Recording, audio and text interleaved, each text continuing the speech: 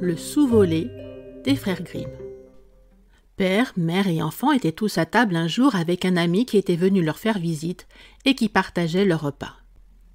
Midi sonna pendant qu'ils étaient en train de manger, et au 12e coup, la porte s'ouvrit, à la grande surprise de l'invité, qui vit entrer un enfant d'une étrange pâleur et tout de blanc vêtu. Sans prononcer une parole, sans seulement détourner les yeux, il alla droit dans la chambre à côté, d'où il ressortit au bout d'un petit moment pour gagner la porte et s'en aller comme il était venu, silencieusement et sans tourner la tête. Comme cela se reproduisit exactement le lendemain et le surlendemain, l'ami finit par demander au père qui était ce bel enfant qui venait tous les jours et entrait dans la chambre.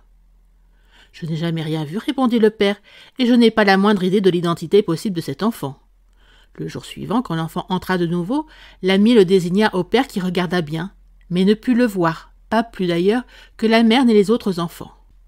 Alors l'ami se leva et alla sur la pointe des pieds entrouvrir la porte de la chambre pour voir ce qu'il s'y passait.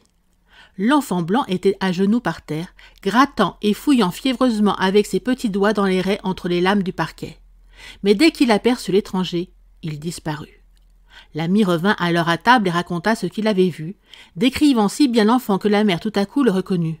« Mon Dieu !» s'écria-t-elle, « c'est lui, c'est le cher petit que nous avons perdu il y a 4 semaines. » Ils allèrent alors arracher le parquet dans la chambre et trouvèrent 2 petits sous.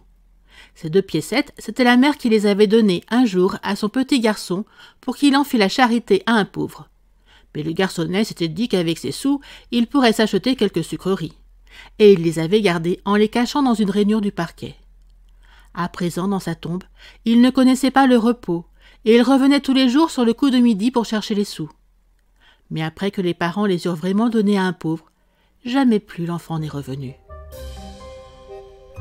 Merci d'avoir écouté cette vidéo. Si cette vidéo vous a plu, vous pouvez vous abonner gratuitement à la chaîne Coin Livre Audio. N'oubliez pas de liker avec le pouce vers le haut. Vous pouvez aussi me laisser un commentaire. À bientôt.